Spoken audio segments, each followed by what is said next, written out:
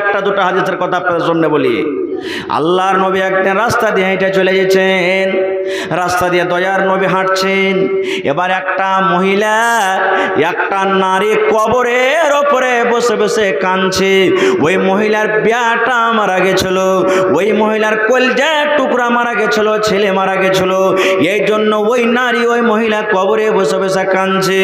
বাজি হ্যাঁ তুই চলে গেলি, হ্যাঁ বাজি, বাজি তোকে আর দেখতে পাবো না। এই ধরে বয়ান ধরে ধরে মহিলাটা কবরে কাঁদছে। মা খালারা কান্দে না? দেখবেন ওদের খালি একটা যদি খবর চলে আসছে যে হ্যাঁ অমুক তোমার মারা গেছে, কাম কাজ বাদ দিয়ে এত ঢুলাঢুলি করে কানবে, 10 বাড়ির সব লোকজনকে জড়ো করে দিবে। আর জড়ো করে ও দেখাবে যে হ্যাঁ সত্য কত, ওর মা কি বাপ কি দাদার পরে কত ময়া, কত জোর জোরে করে কাঁদছে। একটা উদাহরণ দিই গল্প।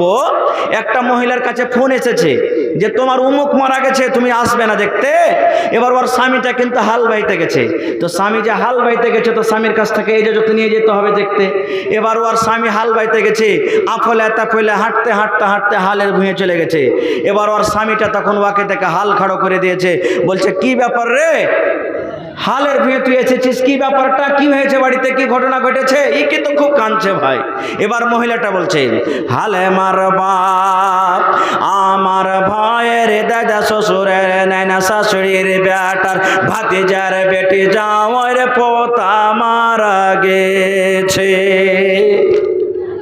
বলছে ওরে সুবহানাল্লাহ, এত লম্বা রিশতা, এত লম্বা আত্মীয় যে বলতে বলতে তুই যে আদম নবী তক পৌঁছে দিলি। এবার বলছে কি হয়েছে?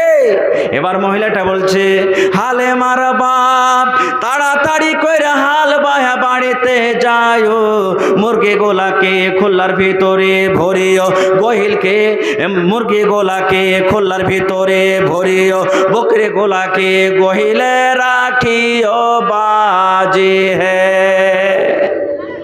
মানে এমন ভাবে বিয়ে খেলিয়া কানবে, কানতে কানতে স্বামীকে বাজি কহে বসে আছে। ও বুঝি না যে কাকে আমি বাজি কহি। এই তো মা খালাদের। আর যে মা খালা নেককার জ্ঞানী বুদ্ধিজীবী, জানছে কানতে হয় না চোখ দিয়ে পানি ঝরাইতে হয়, জোর জোর করে আওয়াজ দিয়ে কানতে হয় না। অন্য মা খালারা কি বলবেন জানেন? ইয়ার দিলটা কত পাথরটি, ইয়ার বাপের পরে একটুকু ময়া দয়া নাই, আর চোখ দিয়ে একটুকু পানি ঝরে না। মনে হয় ওর বাপটা মারা গেছে, তো ওর জন্য মনে হয় কত ভালো হয়েছে, বলে না? এরকম কথা বলে। তো আল্লাহর নবী রাস্তা দিয়ে হেঁটে চলেছেন। এবার ওই মহিলাটা কবরে বসে বসে কাঁদছে। ও কিন্তু চিনে না যে এটা আল্লাহর নবী। আল্লাহ রাসূল বলছেন এই মহিলা, তুমি কবরের পরে বসে বসে কেন কাঁদো? বলছে আমার ছেলে মারা গেছে, এর জন্য আমি কবরে বসে বসে কাঁদছি। আল্লাহর নবী বললেন রে আল্লাহর বান্দে, তোমার মা মারা গেল, তোমার নানা মারা গেল, তোমার নানি মারা গেল, তোমার দাদু মারা গেল, তোমার নানি মারা গেল। এরকম ধরে বয়ান ধরে ধরে তুমি কাঁদিও না, তুমি সবর করো, তুমি ধৈর্য ধরো, তুমি তার জন্য দোয়া করো, সবর করো। সবর করতে গেলে আল্লাহ রাব্বুল আলামিন তোমাকে নেকি দান করবেন। এবার ওই মহিলা কিন্তু চিনে না, জানে না যেটা আল্লাহ রসুল। ও তখন জবাব দিচ্ছে কিভাবে, ও তোমার মরলে তুমি বুঝতে পারতে, তোমার তো কেউ মরেনি, এই জন্য তুমি নসিহত করতে আসছো, ওয়াজ করতে আসছো যে সবর করো। তোমার যদি বেটা পথ কেউ মরত তো তুমি বুঝতে পারতে। এবার রাসূল ওকে আর কিচ্ছু বললেন না, হেঁটে চলে গেলেন। এবার একজন সাহাবী বলছেন রে পাগলি, তুমি যে একটা আল্লাহ রসুলকে এরকম ভাবে উল্টা পাল্টা কথা বলে দিয়েছো, ওইটা আল্লাহর নবী, তুমি কি চিনো না? বলছে এটা আল্লাহ রসুল। বলছে হ্যাঁ। ওরে সুবহানাল্লাহ, তার অন্তরে ভয় হয়ে গেল, আমি ভুল কথা বলে গেলাম। এবার দৌড়াতে দৌড়াতে দৌড়াতে আল্লাহ নবীর বাড়িতে চলে গেলেন। যাওয়ার পর বলছেন দয়ার নবী গো, আপনাকে চিনতে পারিনি, জানতে পারিনি গো নবীজি, আপনাকে এরকম ভাবে কথা বলে দিয়েছে।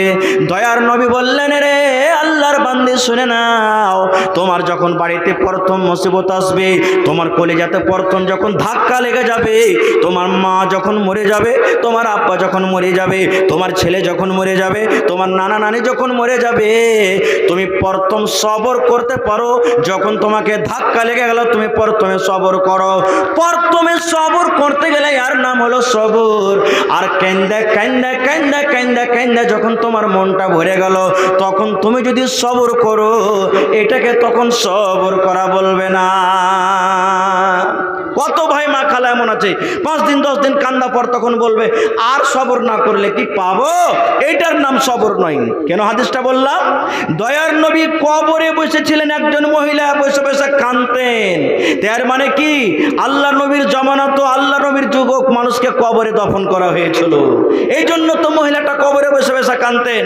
আর একটু আগে চলেন, আল্লাহ রাসূল সাল্লাল্লাহু আলাইহি ওয়াসাল্লাম যখন মারা গেলেন, হযরত আয়েশা রাদিয়াল্লাহু তাআলা আনহার হুজরাতে কামরাতে হযরত আল্লাহ রাসূল সাল্লাল্লাহু আলাইহি ওয়াসাল্লামকে দফন করা হলো। দ্বিতীয় নম্বর, যখন হযরত আবু বকর রাদিয়াল্লাহু তাআলা আনহু মারা গেলেন, আল্লাহ নবীর পাশে ওই রুমের ভিতরে হযরত আয়েশার রুমের ভিতরে ওখানে কবর হলো, ওখানে তাকে দফন করলেন, মাটি দিলেন।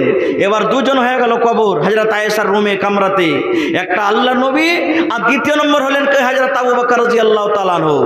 এবার তৃতীয় নম্বরে কিন্তু একটুখানি জায়গা আছে, আর একটা কবর হবে। জায়গাটা কে রাখলেন? মা আয়েশা রাদিয়াল্লাহু তাআলা আনহা নিজে যখন মারা যাবেন, যখন মওত হয়ে যাবে, নিজের মৃত্যুর পর নিজের আব্বার পাঞ্জরে, নিজের স্বামীর পাঞ্জরে নিজে থাকবো বলে একটা কবরের সমান জায়গা রাখলেন।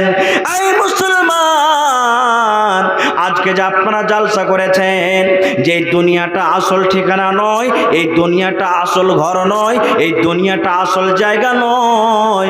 আমার আপনার জন্য আসল জায়গা, আসল ঘর হলো কবর। কবরের তৈয়ারি আগেভাবে করতে হবে। কবর একটা আমাদের আসল ঘর হবে, কিয়ামত পর্যন্ত যেখানে থাকতে হবে। ওই কবরের জন্য, ঘরের জন্য আজকে জালসা। আল্লাহর নবীর বিবি হযরত আয়েশা রাদিয়াল্লাহু তাআলা আনহা এবার নিজের বন্ধুরাকে বললেন, এবার সাহাবীরাকে বললেন, সাহাবীরে আমি যখন মরে যাব, এই জায়গাতে আমার স্বামী মুহাম্মদ সাল্লাল্লাহু আলাইহি সাল্লাম আছেন, আর তার পাশে আমার আব্বাজান আবু বকর আছেন, তার পাশে যেটা একটা খালি জায়গা আছে, যেদিন আমি মরে যাব সেই দিন তোমরা দয়া করে এই খালি জায়গাতে তোমরা আমাকে দফন করিও। জায়গাটা রেখে দিলেন। লম্বা ঘটনা, শর্টে বলছি। যেদিন হযরত উমর রাদিয়াল্লাহু তাআলা আনহু ফজরের নামাজ পড়ছিলেন, একদিন হযরত উমর ফারুক ফজরের নামাজ পড়ছিলেন, এক গোলাম চাদরের তলাতে একটা ছোরা নিয়েছিল হযরত উমরকে মারার জন্য। যেমনই ফজরের টাইম আল্লাহু আকবার বলে হযরত উমর এরকম ভাবে বুকে হাত বেঁধেছেন, ওই গোলাম, ওই যুবক এমন জোর করে হযরত উমর ফারুকের পেটে ছোরা ভরেছে, সুবহানাল্লাহ। পেটের ভিতরে যা ছিল সমস্ত বের হয়ে গেল। এত বড় জখম লাগলো, বেহুশ হয়ে পড়ে গেলেন হযরত উমর ফারুক। একজন সাহাবী নামাজ পড়ালেন, তাকে উঠিয়ে বসানো হলো। এই যুগের মতো তো ডাক্তার ছিল না, আরে উমুককে ডাকো, আরে মেডিকেল নিয়ে চলো, আরে পাটনা নিয়ে চলো, শিলিগুড়ি নিয়ে চলো, এরকম ভাবে তো এই যুগে ডাক্তার ছিল না। শেষ কথা ভাই আমার, ওই বেমারিতে, ওই মার্ডারে, ওই বেমারিতে, ওই জখমে হযরত উমর ফারুক দুনিয়া থেকে কিন্তু চলে যাবেন, আমি ওদিকে যাব না। এবার মরার কিছুক্ষণ আগে হযরত উমর ফারুক নিজের বেটাকে ডাকতে বলছেন, বেটারে আমি আর দুনিয়াতে বাঁচব না রে ছেলে, আমি এই জখমে মরে যাব, আমার সময় শেষ হয়েছে, আর দুনিয়াতে আমি বাঁচব না। এই জন্য বেটারে আমার প্রিয় দুইজন বন্ধু, 1 নম্বর নবী মুহাম্মদ সাল্লাল্লাহু আলাইহি সাল্লাম, 2 নম্বর আমার বন্ধু হযরত আবু বকর, মা আয়েশার রুমে তারা দুইজন দফন আছেন। আর ওই জায়গাতে মা আয়েশা নিজের দফনের জন্য একটু জায়গা রেখেছে, যে আমি মরবো তো ওই জায়গাতে আমাকে দফন করিও। হযরত উমর ফারুক বলছে নিজের সন্তানকে, নিজের বেটাকে ডাক দে, বলছে বেটারে তুমি একটু আমার তরফ থেকে একটা পেগাম নিয়ে যাও মা আয়েশার কাছে, যাও মা আয়েশার কাছে তুমি একটা পেগাম নিয়ে যাও।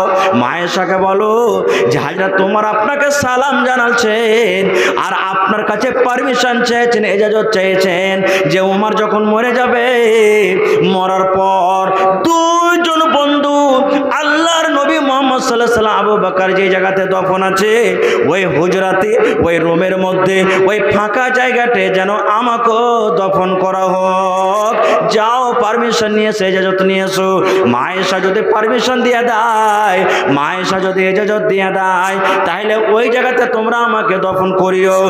আর যদি মা আয়েশা ওখানে পারমিশন না দেয়, আমাকে যদি দফন করার ইজাজত না দেয়, তাহলে অন্য মুসলমানেরা যে জায়গাতে, যে কবরস্থানে দফন আছে, ওই জায়গাতে তোমরা আমাকে দফন করে দিও।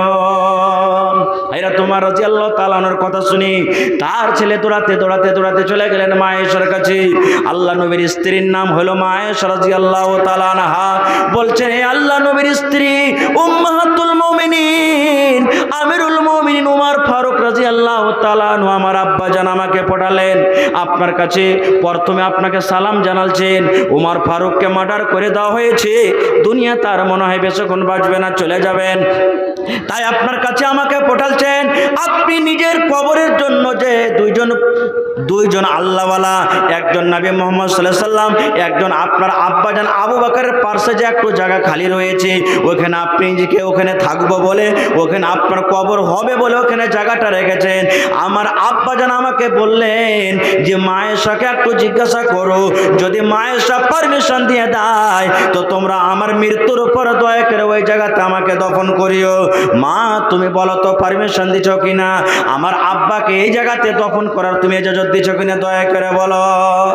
মা আয়েশা বললেন, রে আল্লাহর বান্দা শুনে নাও, আমার মনে আশা ছিল, আমার মনে বড় আশা ছিল যে ওই জায়গাতে আমাকে দফন করবো, আমি থাকবো, দফন করা হবে, কিন্তু যখন উমর ফারুক আমিরুল মুমিনিন যখন পারমিশন চেয়েছে, আমি ইজাজত দিয়ে দিলাম, পারমিশন দিয়ে দিলাম, তাকে নিয়ে এসো আর এই জায়গাতে তুমি দফন করে দাও। যারা হাজী সাহেব হজ করতে গেছেন দেখবেন এখন ওই কবর তিনটা মসজিদে নববীর ভিতরে পড়ে গেছে, তাকে দেওয়াল দিয়ে বাউন্ডারিতে তাকে ঘেরা আছে। ভাই আমার, এরকম অনেক হাদিস থেকে কোরআন থেকে সাবিত আছে, প্রমাণ আছে যে মানুষের মরার পর তাকে কবরে দফন করতে হবে, তাকে কবরে দফন করতে হবে।